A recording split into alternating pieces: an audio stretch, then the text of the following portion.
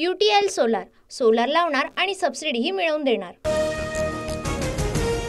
काँग्रेस तरुणांना ड्रग्सच्या अधीन करतय। काँग्रेसचाच एक नेता दिल्लीतील ड्रग्ज रॅकेटचा म्होरक्या। पोहरादेवीतील कार्यक्रमात प्रधानमंत्री नरेंद्र मोदींचा आरोप।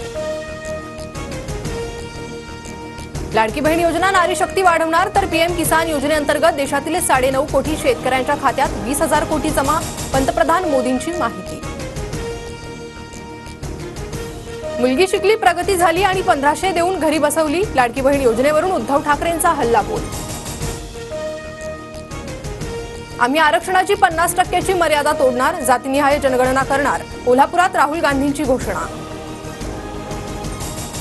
पंतप्रधान मोदींकडून पोहरादेवीत नंगारा भवनाचं उद्घाटन। मोदींच्या हस्ते आज मुंबई मेट्रो 3च्या फेज 1 सह विविध विकास कामांचं लोकार्पण। मोदींना किती फिती कापायच्या कापू द्या, येणाऱ्या निवडणुकीत जनता भाजपसह गद्दारांना जागा दाखवेल, उद्धव ठाकरेंचा निशाणा। राहुल गांधींच्या हस्ते कोल्हापुरातील शिवरायांच्या पूर्णाकृती पुतळ्याचं लोकार्पण। राहुल गांधींकडून शाहू महाराजांच्या सभास्थळीही दर्शन। भाजपची विचारधारा चुकीची म्हणून मालवणच्या पुतळा पाडला। संविधानाची प्रत दाखवत राहुल गांधींचा भाजपवर निशाणा। वडील 70च्या पुढे गेल्यावर मुलाकडे जबाबदारी देतात, काही जण ऐकत नाहीत, एवढा हट्टीपणा कशासाठी? अजित पवारांचा खोचक सवाल।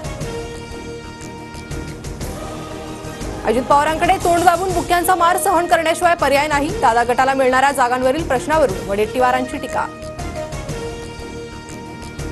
अजित पवार शब्दाचे पक्के असतील तर विधानसभा लढणार नाहीत। अजित पवारांकडून बारामती न लढण्याच्या संकेतानंतर श्रीनिवास पवारांची प्रतिक्रिया।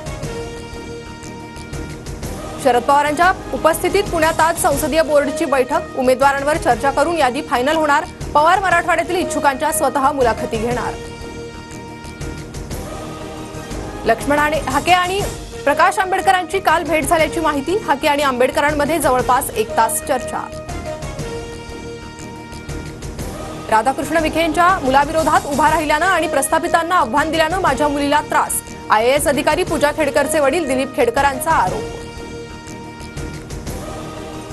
अजित पवार गटाच्या भायखळा तालुकाध्यक्षावर अज्ञातांकडून हल्ला। धारदार शस्त्रानं केलेल्या हल्ल्यात सचिन कुर्मी यांचा मृत्यू।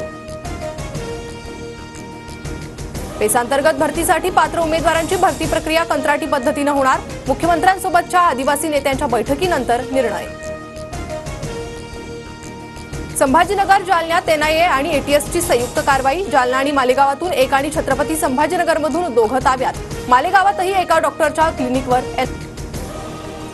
नंदुरबारच्या नवापूर तालुक्यात भूकंपाचे धक्के। कडवण परिसरात 2.2 रिश्टर स्केल इतका तीव्रतेचा भूकंप, तर नागरिकांमध्ये भीतीचं वातावरण। इमर्जन्सी चित्रपट पुढील महिन्यात प्रदर्शित होण्याची शक्यता। निर्माते आणि सेन्सॉर मंडळातील तडजोडीनंतर प्रकरण हायकोर्टाकडून निकाली।